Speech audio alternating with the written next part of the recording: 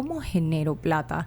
Y cómo realmente hago que mi empresa sea rentable a largo plazo, que es lo que realmente llamamos sostenibilidad. Y por eso todos estos 17 señores, que no hay un objetivo que diga finanzas sostenibles, lo que te están llevando a enmarcar la empresa o la institución pública, porque todas las instituciones públicas deberían estar preocupadas por estos 17 señores, no solamente el MIDES o no solamente el medio ambiente porque hay 3 o 4 objetivos específicos de medio ambiente, o no solo el IDAM porque hay uno que es específico de agua y saneamiento. No, todos, esto es transversal. Entonces, mencionaste un tema que yo ya ahora últimamente, no sé, soy menos tolerante creo, pero mencionaste el tema gasto. Oye, Raquel casi me pega.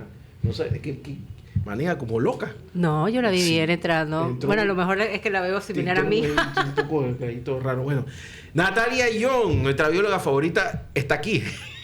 ¿Cómo estás, Natalia? Oye, contentísima, Oye. Guillermo. Llegué a tiempo. Estoy impresionada porque sabes que el Ministerio de Obras Públicas sigue con, no sé, como terrorismo psicológico con los arreglos de las calles. Yo no entiendo qué es lo que sucede. Que no quieren que los voten, entonces están haciendo algo. Pero no hay nada más que arreglar en este país que Federico Boyd y Calle 50. Que haya que arreglar. Bueno, y Clayton ahora. O sea que el día siguiente que entró el nuevo ministro, aquí me aparecieron 2 camiones a limpiar la zanja.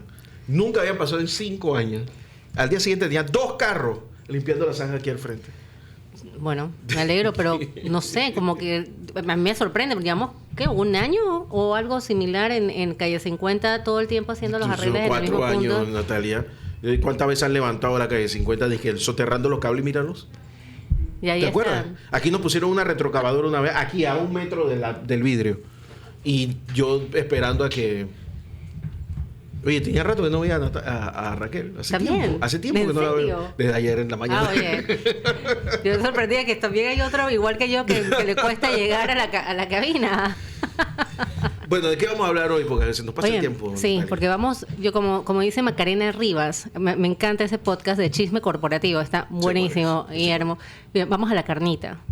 Ahí vamos a entrar porque hoy vamos a hablar con Raquel Robleda, que, bueno... Puede cesear porque a ella le gusta ese ambiente español. No, a mí me cuesta, lastimosamente. No puedo, Para que no sepa tengo que esa... las 2 damas que tengo al frente son casi españolas. No tengo esas habilidades. Pero hoy vamos a hablar de algo muy interesante, Guillermo. Y hace rato veníamos en intercambio, ¿no? Un poquito vamos a hablar de los Objetivos de Desarrollo Sostenible y vamos a derribar mitos asociados con la Agenda 2030.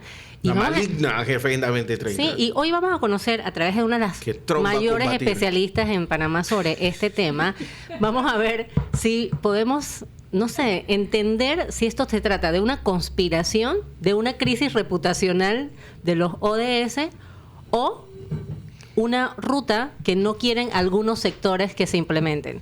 Así que vamos a entrar a esa carnita con Raquel Robleda hoy.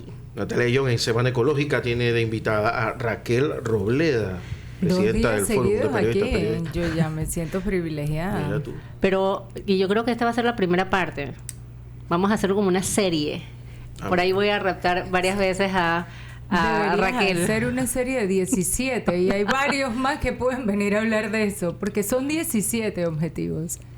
Y deberías hacer la serie con cada uno. Sí. La gente no se imagina lo que hay detrás de cada uno. No tiene ni idea. Exactamente. Y Raquel, yo empezaría la conversación con esto. ¿Qué son los Objetivos de Desarrollo Sostenible y de dónde surgen los Objetivos de Desarrollo Sostenible? Bueno, los Objetivos de Desarrollo Sostenible son una agenda, una guía para la sostenibilidad.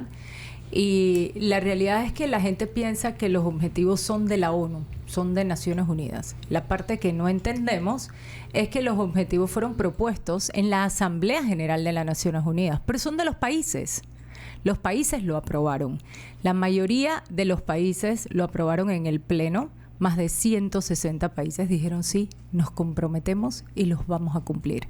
Y detrás de los Objetivos de Desarrollo Sostenible hay 160 metas que si las cumples, realmente estarías llevando al fin de la pobreza, a cero hambre y a todo lo que predican esas figuritas tan bonitas que parecen un rompecabezas. Yo siempre digo lo mismo. Todo el mundo al principio los acogió y los empezó a poner, yo no sé si ustedes lo han visto, pero en los lobbies de instituciones públicas, de empresas, de todas partes, salían los cubitos de colores por todas partes. La realidad es que los cubitos de colores tienen un peso de responsabilidad muy grande. Cumplir esas 160 metas no es un relajo. Entonces requiere de una inversión muy fuerte, tanto para gobierno como para empresa, como para sociedad, y háblese ONGs, háblese universidades y háblese todas las asociaciones civiles que forman parte de la sociedad que en su momento lo acogieron.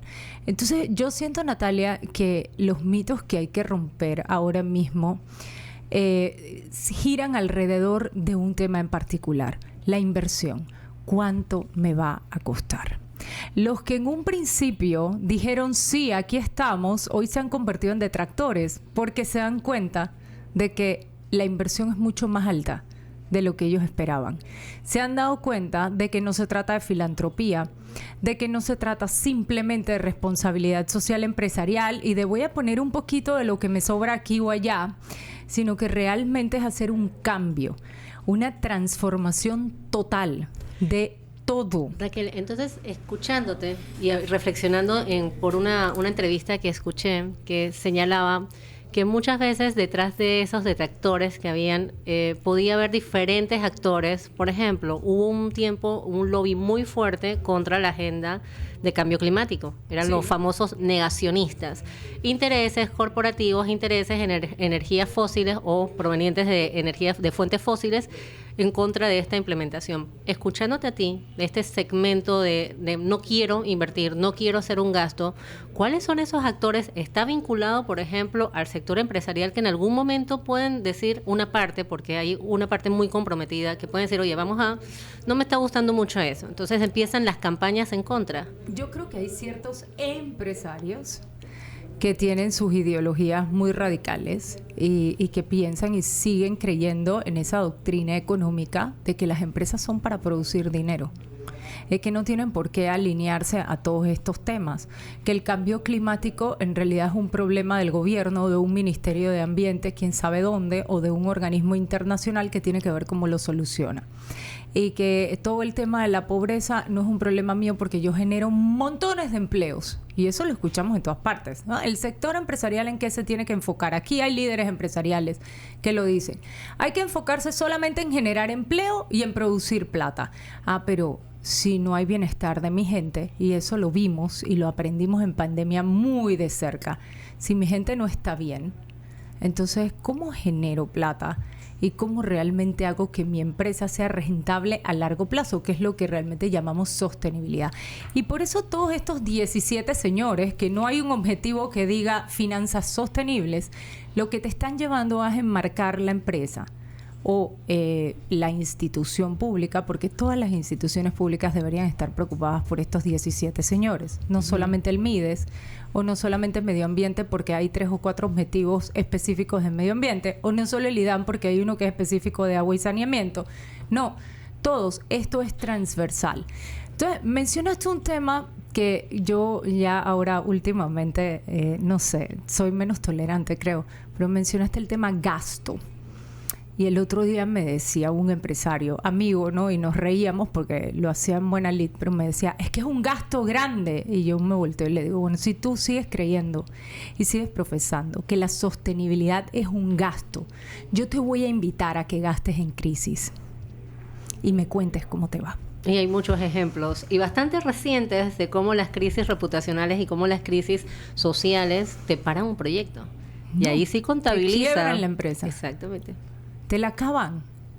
Entonces, si tú no lo haces bien en gobernanza, en gobierno corporativo, si tú no inviertes ahí y si no fortaleces ahí para realmente poder cumplir todo lo demás, y por eso nacen los criterios ESG, de los ASG, que nacen de los 17 objetivos y que nacen de la Agenda 2030 tan demonizada, la pobre, que de verdad yo creo que si la cumpliéramos acabaríamos con todos los problemas que tenemos. El problema es que hay que demonizarla porque no nos conviene y porque a muchos les cuesta dinero.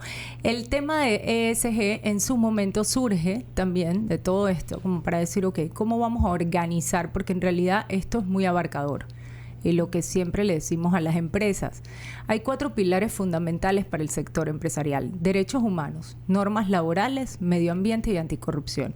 Esos son los 4 pilares.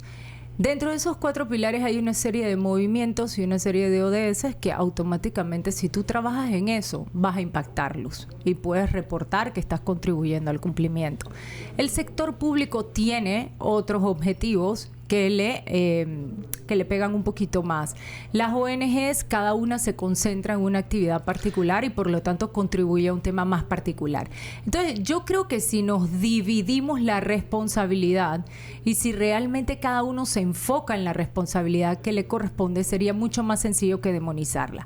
Pero ESG surge porque como esto es tan grande y es interminable y parece infinito, en realidad había que enmarcarlo para poder comunicarlo en unos determinados criterios. Entonces surge ambiente, sociedad y gobernanza. Y sobre todo lo que está detrás, y ayer hablaba con Guillermo de eso, primero la gente, poner primero a la gente. Lo que está detrás de eso son los públicos objetivos. Esos están llamados stakeholders, esos inversionistas que realmente están viendo dónde voy a poner mi dinero, dónde es rentable poner mi dinero. Y por eso nacen esos criterios. Interesante también escucharte y coméntanos un poco, porque a pesar de que te puedas concentrar en algunos objetivos puntuales que estén más relacionados a tu actividad, los objetivos también están interconectados. Cumpliendo con un objetivo impactas en el resto, en la mayoría, incluso en todos los 17 que pudieran haber. Coméntanos sobre esa parte, Raquel. Mira, los voy a abrir para ponerte un ejemplo más o menos específico. Yo siempre digo lo mismo. Una empresa no va a entrar en el número 1, que es el fin de la pobreza. Porque es muy difícil pensar que las políticas públicas que se tienen que establecer para esto, la empresa vaya a ir por delante del Estado. Pero sin embargo sí puede entrar a lo mejor en el objetivo 4. Y apoyar con el tema educativo. Y en el momento que una empresa adopta y trabaja con determinados colegios y le proporciona a esos colegios las necesidades, está impactando el 1. Claro, y está impactando el 2. Es que Natalia y Raquel, es que hay, justo quería hacer ese comentario abstracto. Es que el problema no es que tú definas una serie de postulados. El problema es las políticas públicas mal definidas o la falta de ellas. Pasa en educación, por ejemplo. Entonces, el problema no está en que las malvadas Naciones Unidas, que a veces se portan mal, pero las malvadas Naciones Unidas definan unos postulados que al final son buenos. El problema es cómo tú los plasmas y si los llevas a la verdad, ¿no? a la realidad. Pero a mí me gustaría hacer un paréntesis. Mucha gente desconoce qué es Naciones Unidas. Naciones Unidas no es un ente por ahí abstracto, no es un gobierno separatista por ahí, o es una plataforma multiactoral, multisectorial que aglutina a los gobiernos. Son los gobiernos que toman las decisiones mediante resoluciones u otros instrumentos dentro de las siguientes o las diferentes agencias, secretarías, etcétera, de Naciones Unidas. O sea, Naciones Unidas facilita, pero son los gobiernos los que deciden, acuerdan y adoptan. Y a mí a veces me preocupa esa confusión, Raquel, porque se habla, no, Naciones Unidas. Bueno, Naciones Unidas, pero ¿qué? Naciones Unidas. Naciones Unidas. Sí, o el Foro Económico Mundial. Y como esos señores fueran de otro mundo y no pertenecen al nuestro. No, y como que los países están obligados a cumplir lo que rige Naciones Unidas. Como no lo adopten mediante su cuerpo legal, es imposible. Entonces, es una confusión muy grande, pero volviendo a este tema que también facilita la implementación de políticas públicas, cuéntanos un ejemplo más de cómo un objetivo puede estar interconectado con otro. Yo recuerdo, Raquel, que hablábamos, Guillermo y yo decíamos, pero ¿quién puede estar en contra de eliminar la pobreza? ¿O quién puede estar en contra de reducir el hambre? ¿O quién puede estar en contra de mejorar la educación? O sea, ¿quién puede estar en contra de eso, no? Yo te voy a dar el ejemplo más importante y que en este país no ha prosperado. Yo recuerdo con la hoy ex ministra de Desarrollo Social, con María Inés Castillo, cada vez que íbamos a un foro, cada vez que compartíamos algún podio o algún debate, nos mirábamos las dos porque a mí me preguntaba, ¿y cuál es el ODS más retador? Y yo la miraba y nos reíamos. Es el 17. alianzas para cumplir los objetivos. Las famosas alianzas para el desarrollo. Aquí aprobamos una ley de alianzas público-privadas y está guardada en un cajón en el MEF. No sé si en algún momento la van a desempolvar. Obviamente la ley hay que mejorarla, porque la ley fue diseñada en base a la ley de otro país y bueno, la historia de siempre, ¿no? Nos copiamos lo que nos parece bonito, entonces no lo adaptamos a Panamá. Ahora va a haber que sacarla, porque la mayoría de esos proyectos de infraestructura que está promoviendo y que está proponiendo el nuevo gobierno requieren de APPs. Entonces, la gente no se da cuenta. Mire, te pongo un ejemplo y de antaño, que ya pasó algún tiempo y que yo trabajé muy de cerca. Curundú fue el mejor ejemplo de una alianza público-privada, de una gran alianza público-privada, tanto para el desarrollo de la obra como fuera. Impactó todos los ODS. Ahí tú puedes encontrar los 17 en la renovación de ese proyecto. Hasta el 16, porque cuando se crea el proyecto con la policía, la unidad preventiva comunitaria, tú estás impactando instituciones sólidas y la convivencia pacífica que están metidos en el ODS 16. Entonces, yo creo que lo que tenemos es que poner las cosas en contexto y entender una cosa que decías, Natalia.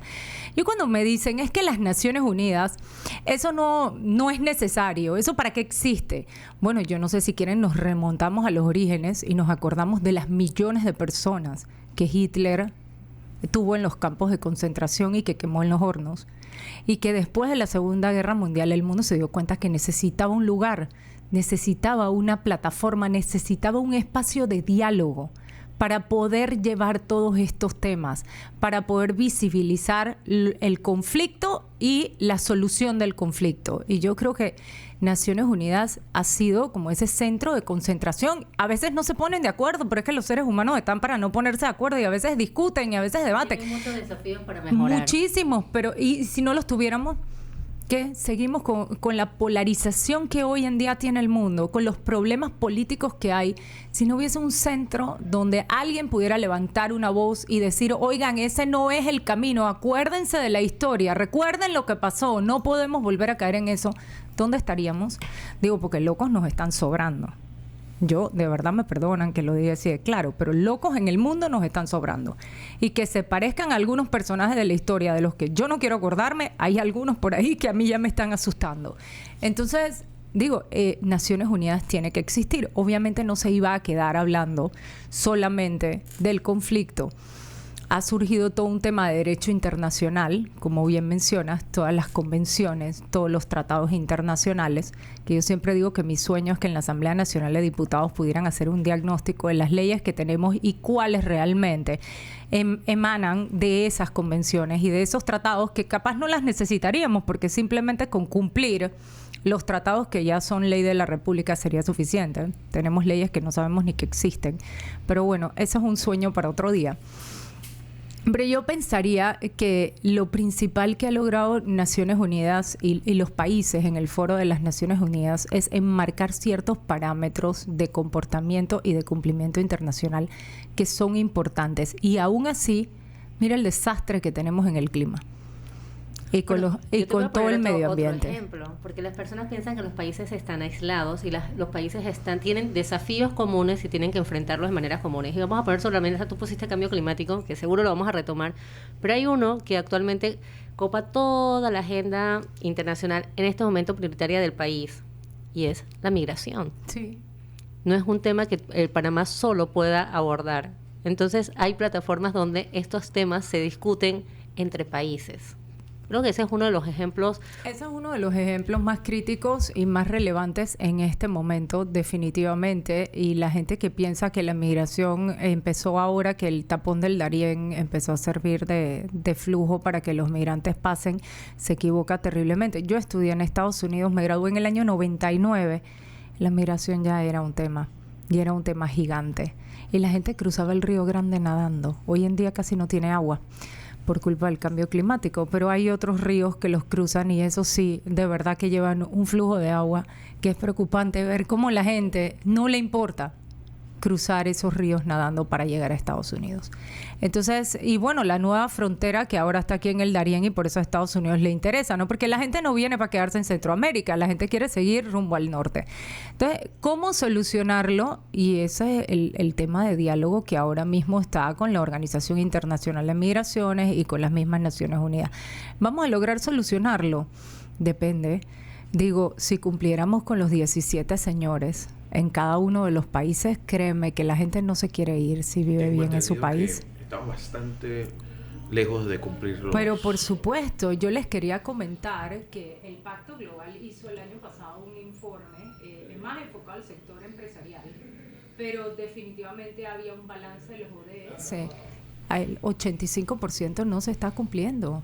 Solamente estamos cumpliendo el 15% de las metas y ese informe es público, se hizo con Accenture en los Estados Unidos, el Stocktake, y lo pueden buscar en Google, no tienen que ir más lejos, nada más ponen Stocktake Pacto Global Accenture y les va a salir y ahí te pone todos los avances. Entonces no estamos ni a mitad de camino, no estamos a mitad de cumplir la cuota y justamente ahora que no estamos ni a mitad de camino, entonces los empiezan a demonizar.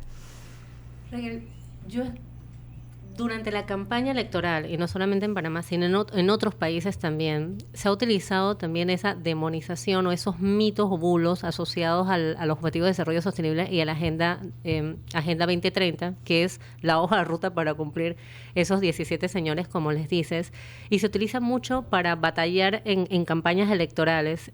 Incluso en su momento hasta un candidato se le había olvidado que había firmado en la Concertación Nacional el compromiso de cumplir con los Objetivos de Desarrollo Sostenible y luego después los atacaba. Estos actores que pueden estar relacionados con empresas, con sectores ultraconservacionistas conservadores o religiosos, ¿cómo impacta también en las campañas electorales y más allá en el tema de cuando ya están los presidentes en sus cargos?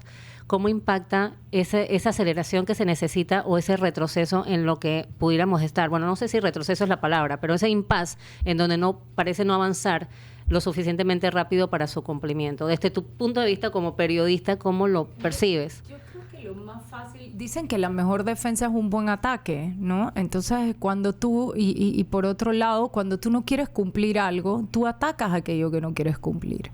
Entonces, yo siento que también la política, que es muy oportunista y muy conveniente, decide poner los mensajes a veces que la gente quiere escuchar. Y yo siento que va un poquito más allá. A mí lo que me preocupa en las campañas políticas es que los candidatos piensan que le dicen a la gente lo que quieren escuchar. La gente no se sabe la Agenda 2030. La gente no dice, la mayoría de las personas, la mayoría de la ciudadanía que no está en estos temas, no tiene por qué saber objetivo 1, objetivo 2, objetivo 3, eso lo sabe la gente técnica que estamos trabajando en estos temas. Entonces, la gente sí entiende el tema de fin de la pobreza y la gente sí entiende cero hambre, pero claro, dicen, vienen a contarme más de lo mismo y ahora ¿cómo lo vas a hacer? Entonces, es un conjunto de factores. Y yo sí siento que es la charlatanería de turno, o sea, ni siquiera se los han estudiado. La mayoría de los que hablan mal de ello o que en verdad los demonizan, ni siquiera han visto lo que hay detrás. El tema es que cuando tú llegas y te sientas en una silla ministerial o te sientas en una silla presidencial, estos señores 17 figuritas, aunque no las dibujes y aunque no quieras verlas en colores, van a aparecer por todos lados. Porque son las deficiencias que tenemos como sociedad, es innegable. Si tú entras detrás de cada uno, te vas a dar cuenta de que necesitas políticas públicas que puedan mejorar el tema de la educación. Eso es lo que te está pidiendo el ODS 4. Las empresas están trabajando, aquí ya se estableció de manera voluntaria que se cumpla el 30% de cuota de mujeres en consejos directivos. Están todas las empresas luchando por cumplirlo, inclusive las empresas estatales. Eso está en el ODS 5. Estamos saneando los ríos de la ciudad de Panamá, que de verdad es una vergüenza que no hayamos podido terminar y me perdonan, porque saneamiento de la bahía yo creo que es uno de los proyectos más importantes, pero como no se ve y va por debajo de la tierra, entonces no lo visibilizan y no le ponen el esfuerzo que hay que ponerle. Pero eso está en el ODS 6. Aquí todos los candidatos presidenciales dijeron, ay, ¿cómo es posible que en Panamá haya gente que no tenga agua potable? ODS 6. Dice que toda la gente tiene que tener acceso a agua potable. Entonces, Eso es la Agenda 2030 no lo va a entonces cumplir. esa es la Agenda 2030 que no estás aplicando. Pero es que la Agenda 2030 no me gusta, pero si tú estás predicando lo mismo que dice. Entonces, esa es la parte que a mí me Porque preocupa. tú quieres que los niños se conviertan en niños. Eso. Procurar justicia equitativa e inclusiva está en el ODS 16. Los jueces están todos los días capacitándose sobre esos temas. Entonces, digo, esto no es ningún invento. A mí, la verdad que me preocupa mucho que el ser humano por naturaleza demoniza aquello que le parece que no está hecho a su ¿Tú sabes medida. que la discusión europea del tema de los sexos fue evolucionando en una cosa que después le llamaron la ideología de género, y como eso quedaba como un poquito simple, lo metieron en un chaumín, en una macarronada que quedó en la Agenda 2030. Entonces ahora la mala en la Agenda 2030, donde está por supuesto que todo, ¿no? Donde dicen que donde dicen que está. Porque y ojo, cuando te pones a ver esos cuestionamientos ya más específicos, que te lo no dice, existen dentro de la Agenda 2030 porque están enmarcados en líneas más generales. te lo dice un tipo de conservador de derecha. O sea, es una soberana estupidez pensar que esos 17 puntos son los malos de la película. Y aquí me viene la pregunta, ¿no? También desde esa mirada como periodistas. Es un tema de que se ha popularizado esas teorías de la conspiración, o nuevamente tenemos un reto en temas de desinformación, de fake news, de cómo hacer, porque cuando hablas de teorías de la conspiración a mí a veces no sé qué pensar, ¿no? Bueno, es que las Naciones Unidas quiere reducir el porcentaje de población mundial y por eso no quieren que mujeres y hombres estén para que no se reproduzcan. Y entonces dicen, bueno, ¿cómo se puede abordar desde esa mirada y ir como atajando, o ya sea de esas teorías de conspiración o esas campañas de desinformación que existe en un tema tan importante y que siento que muchas veces cuando se discute de una manera muy superficial? Mira, el ejemplo más claro de lo que hablaba Guillermo, la agarraron contra el matrimonio igualitario. Yo siempre digo lo mismo, es que la Agenda 2030 no habla de quién se puede casar con quién. La Agenda 2030 habla de no discriminación y de respeto a todas las ideologías. Y Naciones Unidas, y yo no soy experta y no me voy a meter hasta allá y no voy a decir el número, pero sería muy interesante hablar con alguien de ONU Mujeres o de la ONU que nos pueda explicar el tema de ideologías de género. No hay 2 ni 3, hay más. Hay más ideologías de género. Y en este momento post-pandemia, porque parece que la pandemia fue hace mucho tiempo, pero fue hace 5 minutos y no se ha terminado, el COVID está para siempre. En este momento post-pandemia, en que yo creo que la nueva enfermedad de nuestra época es la salud mental, el problema de la salud mental y todos los problemas que ella acarrea y que los cargamos desde la pandemia. Yo ayer estaba viendo una serie y era una simple novela, pero un niño de 6 años y el drama que le generó todo el tema del COVID, porque él decía que el COVID era un fantasma, que se le iba a aparecer y se lo iba a llevar. Entonces, son cosas que te reflejan lo que está pasando en muchos rincones de la sociedad con este tema de salud mental, que es muy preocupante. Entonces, en un momento como este, yo creo que el tema de la ideología de género cobra todavía mayor valor, porque es lo que está en mi mente, es lo que cómo yo me siento, es realmente lo que yo logro pensar que soy o lo que yo quiero ser. Y a veces es un conflicto con la misma persona y nosotros nos lo tomamos a la ligera, hacemos bullying y muchas veces nos reímos y nos burlamos y no lo queremos entender. Entonces, esto es mucho más profundo. Pero la Agenda 2030 no te dice si está permitido o no el matrimonio igualitario. Ese no es el fin de la Agenda 2030. Pero sí crear, por ejemplo, políticas de no discriminación en el lugar de trabajo. Eso sí es importante y eso sí lo dice el ODS 5 como meta. Bueno, Natalia, vamos a tener que volver a hablar de este tema. No, total, y porque ya se nos ha acabado el hace tiempo. Yo iba la última pregunta y yo, bueno, para finalizar, Raquel, ¿cuáles son? Mira, ya tiene que poner las pausas ya. Incluso estoy mirando a Raquel porque tengo que aceptar que a mí, ahora estoy sentada con 2 de las personas favoritas para conversar de todos los temas y estos temas también, así que se nos fue.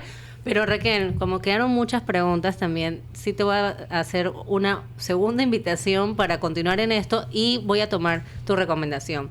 Vamos a hacer una serie de programas, 17 programas enfocados en cada uno de los objetivos con expertos para que nos poder también profundizar un poco y seguir derribando los mitos y esos bulos asociados a un tema del que depende nuestro futuro sostenible y un futuro mejor para todos. Dice que hagamos 17 programas. 17 los hacemos. Vamos a hacer 17. Y si no alcanza el tiempo aquí, hablamos también en Café Es Responsable. un los debate lunes. que debe ser abordado por los dos lados, a favor y en contra, y con expertos en el tema, además que se puede llevar un hilo de conversación sin gritos ni tonterías. Que no es lo que pasa aquí, sino que le está diciendo que eso es lo que pasa Tratamos de normalmente. que ¿no? aquí nadie se grite, por favor. Raquel Roleda, gracias por estar aquí. Querida Natalia Young, Semana Ecológica la otra semana. La otra semana nos vemos. Parece que vamos a poder volver a la 1 hora. Sí, parece que bueno, sí, pero como por lo menos ahí puedo llegar, ¿Alguna de ustedes se va aterrizado. para el gobierno? Estoy preguntando ahora.